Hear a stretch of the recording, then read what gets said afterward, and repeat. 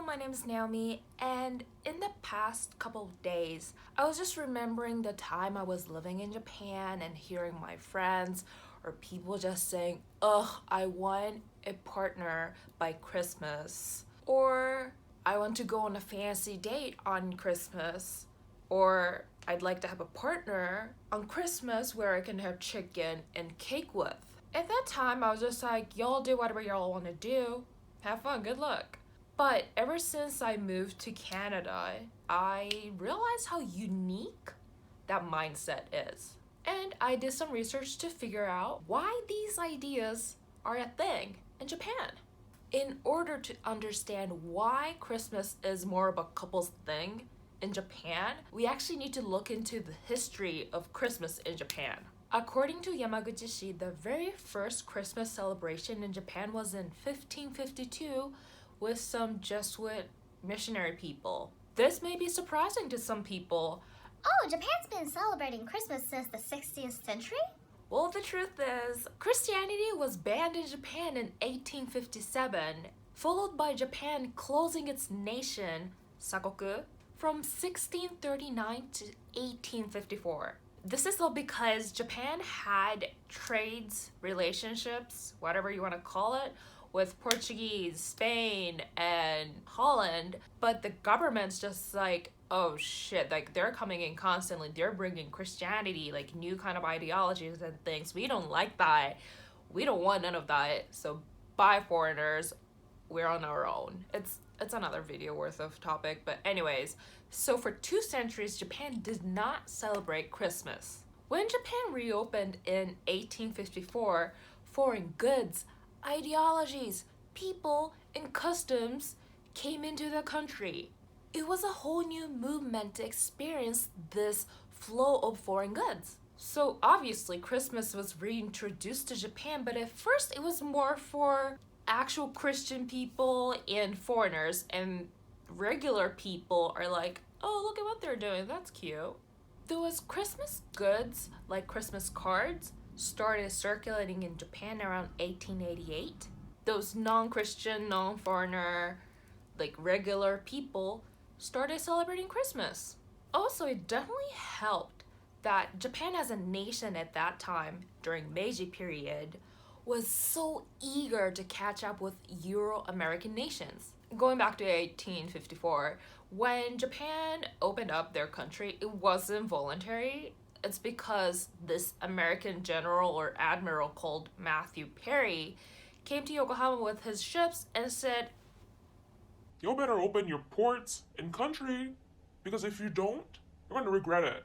So Japan was kind of forced to open its nation, and all the colonialists came, and treaties after treaties that Japan signed, they were all unfair to Japan. So Japan's just like, okay, first of all, we're weak. Those people are coming in. Those people are strong. We need to be as strong as them, or even stronger. So obviously, they'd like to incorporate the customs that those Euro-American nations were practicing. Fun fact, the very first mention of Santa Claus in Japanese literature was in 1900.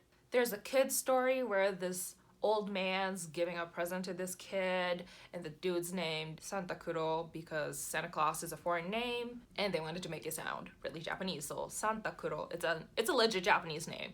Cute. So Christmas became a thing to be celebrated, but it took some break during war times because foreign things, bad. But when the World War II ended, people started celebrating, and adults started celebrating hard. Like drunk hard. Like drunk in public places hard. Or go to red light districts hard. This craze continued for a while, but it calmed down and it became a thing for family. But in 1980s, Japan was going through this huge economic boost called bubble. During this time, the economy was so great, people had money, they were spending, guys started spending money on their partners and dates, so naturally, for Christmas, they would go to this, expensive restaurant and buy their partner luxurious gifts. So when companies, aka capitalists, noticed this trend, they started placing ads for their restaurant saying like, oh, it's perfect for Christmas, or their jewelries or anything saying, get this, get our products for your partner, for your boo, for Christmas. so these ads started popping up everywhere, cementing this idea that Christmas is for couples to Japanese people. That's why there is this term for single people in Christmas. It's called kuribochi. Kuri is abbreviation of Christmas, and bochi means alone and solo. There's a term to describe single people on Christmas. That's how Japan is like, Christmas, couples thing. If you're single, good luck. Seriously, the pressure to not be single during this time period is so high in Japan. It's funny, it's hilarious, and stupid. Seriously. This is why Christmas is considered as a couple's thing in Japan. It's because of capitalism. Yay. Okay, speaking of capitalism, what do you eat on Christmas? I'm Jewish, I don't celebrate Christmas, so I genuinely don't know. But in Japan, on Christmas Day, you're supposed to have chicken, ideally from KFC, and some Christmas cake. It's a thing. Why?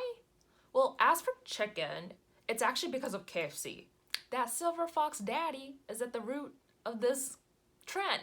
When KFC started opening up their stores in Japan in 1970, at first they weren't really popular because Japan doesn't necessarily eat meat with their bare hands. So people are like, But during the economic bubble that I mentioned earlier in the 1980s, there was this trend of, like American things, they're so cool, like hip and modern.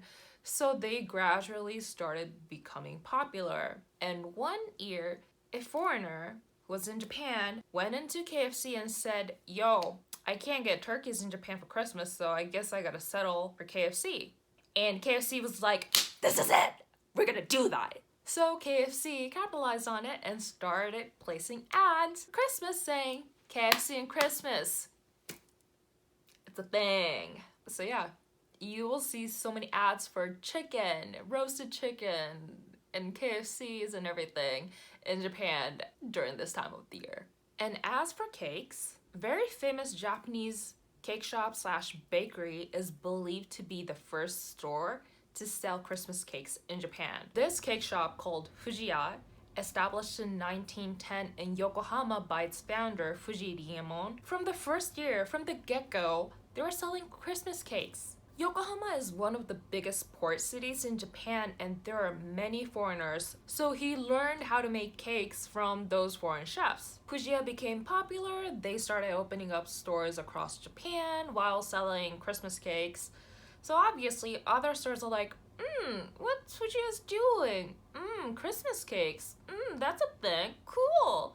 So it became a thing. It's seriously a whole deal to get a Christmas cake on Christmas Day in Japan. There are so many flyers and ads and you have to compare the price and the decorations and everything. I remember looking at those flyers when I was living in Japan because obviously we like cakes.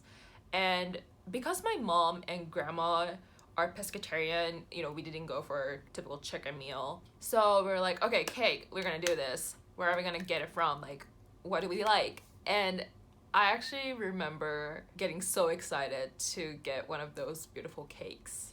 That was cute. So yeah, this is how Christmas is celebrated in Japan and why it is in that way. It is all because of colonialism, imperialism, and capitalism.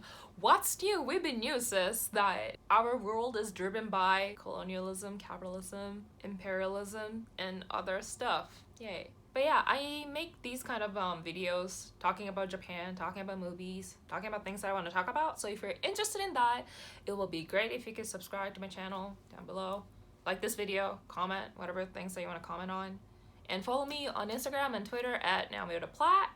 And hopefully I will see you in my next video. Okay everyone, stay safe. Bye kids!